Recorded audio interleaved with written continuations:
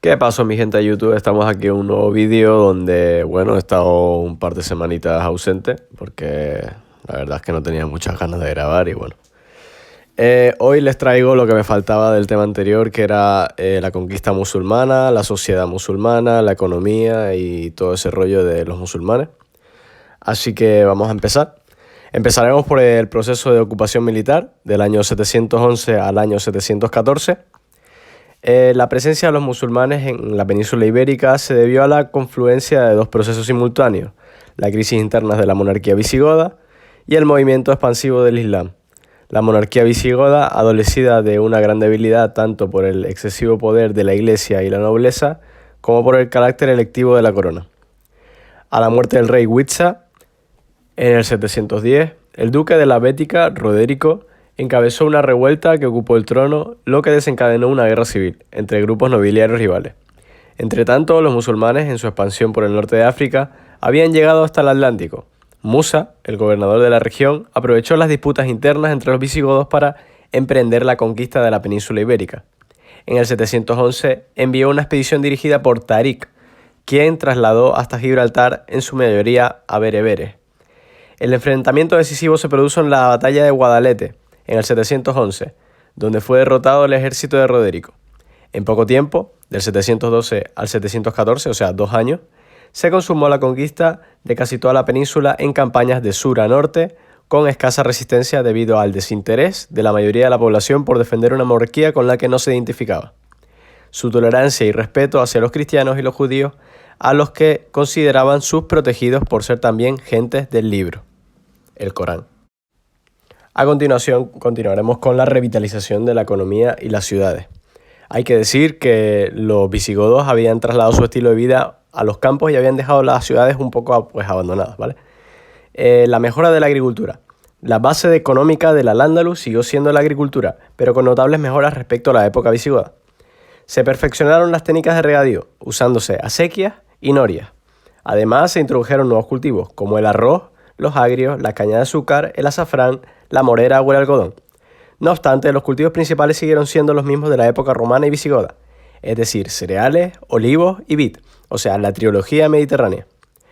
Respecto a la ganadería, el descenso de la cabaña porcina, la crianza de cerdos, por la prohibición del Corán, se compensó con el desarrollo del ganado ovino y equino.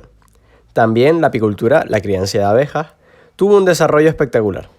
Respecto a la minería, sobresalió la extracción de lomo, cobre, cinabrio y oro que obtenían del lavado de diversos cursos fluviales.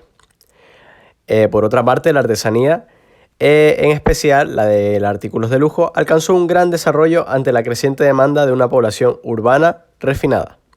El sector más importante fue el textil, en el que gozaron de gran fama los brocados de seda y los tejidos de lana, algodón y lino, además de pieles y cuero. La cerámica artística y el vidrio. Una mención especial merece el papel, que fue un invento chino que trajeron los musulmanes desde Asia, cuya fabricación resultaba mucho más abundante y barata que la del pergamino. Por otra parte, el comercio exterior y la circulación monetaria.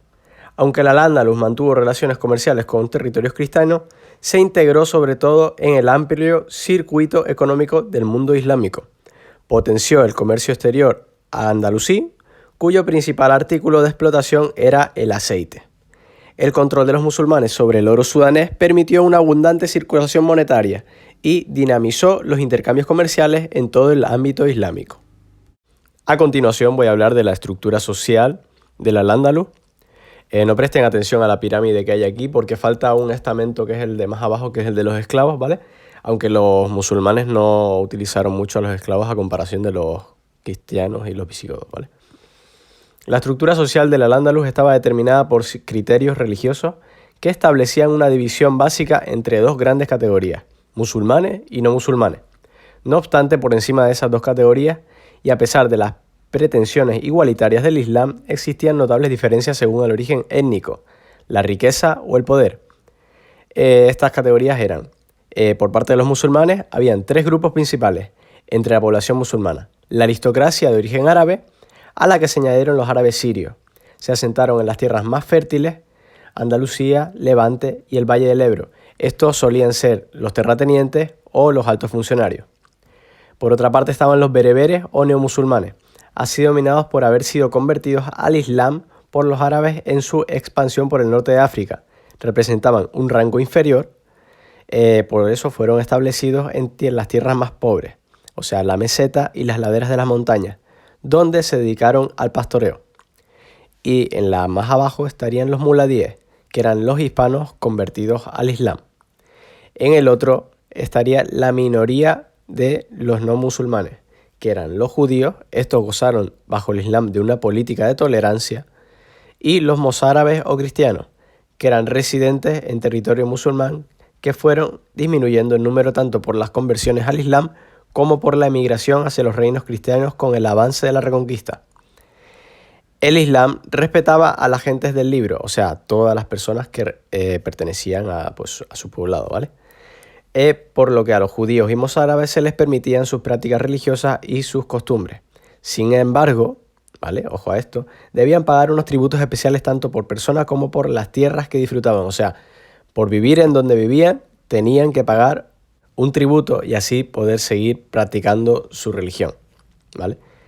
En el último peldaño estarían los esclavos, que estarían divididos en dos grupos. Los eslavos, que eran prisioneros de origen europeo que se incorporaron a los ejércitos califales, o sea, los utilizaban de soldados. Y los negros, que eran de origen sudanés, la mayoría, y que se solían emplear en servicios domésticos. Vale, a continuación voy a hablar de la conquista musulmana, el esquema, ¿vale? En este tema no voy a poner ninguna palabra clave porque si no sería extenderme demasiado en el vídeo y pues creo que no merece la pena. Vale, hablamos de la conquista musulmana. Esta tiene dos motivos, que son la crisis interna visigoda y la expansión del Islam. La crisis interna visigoda tiene tres causas, que son el excesivo poder de la nobleza y el clero, que Roderico desencadena una guerra civil tras la muerte del rey Witza, y una escasa resistencia de la población ya que no se sentía identificada con la monarquía visigoda. También está en la expansión del Islam, que es cuando Musa envía a Tariq, que era un general, con varios bereberes a través del estrecho de Gibraltar en el 711. Después estaría la batalla de Guadalete, que ganan al ejército de Roderico en el 711, y tras esta batalla pues solo victorias, ¿vale? Conquista de sur a norte del 712 al 714. En 2 años conquistan prácticamente toda la península los musulmanes. A continuación hablaré del esquema de la economía y la sociedad. Comenzaré hablando con el esquema de la economía, ya que el de la sociedad también es un tema bastante extenso, ¿vale? Comenzamos con la agricultura. Los musulmanes integraron nuevas técnicas de regadío, como eran las acequias y las norias. También metieron nuevos cultivos como el arroz, la morera y el algodón. Referente a la ganadería, descendió la ganadería de cerdo, que era la ganadería porcina, pero desarrollaron la ganadería ovina y equina. Además desarrollaron la apicultura, que era la crianza de abejas. Por otra parte, por la minería, extrajeron lomo, cobre, cinabrio y oro. Yo señalé los que sería más fácil para ustedes de que se acordaran, ¿vale? Después estaría la artesanía. La demanda de artículos de lujo fue muy importante ya que la sociedad era bastante refinada. El sector más importante era el textil, donde destacaron la seda, la lana, el algodón y el lino. Yo les señalé también los que les sería más fácil para ustedes acordarse. La cerámica artística y el vidrio. El papel, que era más abundante y más barato que el pergamino era lo que se utilizaba en esa época hasta que trajeron el papel desde Asia. Y por último, el comercio exterior, que era el principal artículo de exportación andalusí, el aceite. El aceite era muy importante para los musulmanes ya que era algo innovador que traían de la península, ¿vale? Y además el control del oro sudanés, ¿vale? Esto le facilitó pues el movimiento del flujo del oro a través de todo el imperio musulmán. A continuación hablaré del esquema de la sociedad. La sociedad se dividía en 3 partes, que eran los musulmanes, los no musulmanes y los esclavos. Cada uno de estos grupos se dividía en otros grupos, que era la aristocracia árabe, por parte de los musulmanes, que se quedaron con las tierras más fértiles, como Andalucía, Levante y el Valle del Ebro. Después estarían los bereberes, que eran procedentes del norte de África, además que se quedaron con las tierras más pobres, como la meseta y el borde de las montañas. Y luego estarían los muladíes, que eran los hispanos convertidos al Islam. Más tarde estarían los musulmanes, que eran los judíos. Estos gozaron de tolerancia. Y también estarían los cristianos, que estos fueron disminuyendo con las conversiones y por la migración al norte de la península y luego pues irían reconquistando la península, ¿vale? Y por último estarían los esclavos, que estos eran los eslavos, que eran prisioneros de origen europeo y estos se integraron en los ejércitos califales. Y los negros, que eran de origen sudanés y se utilizaron para servicios domésticos. Espero que les haya gustado el vídeo y denle like y comenten si le quieren aportar algo y suscríbanse.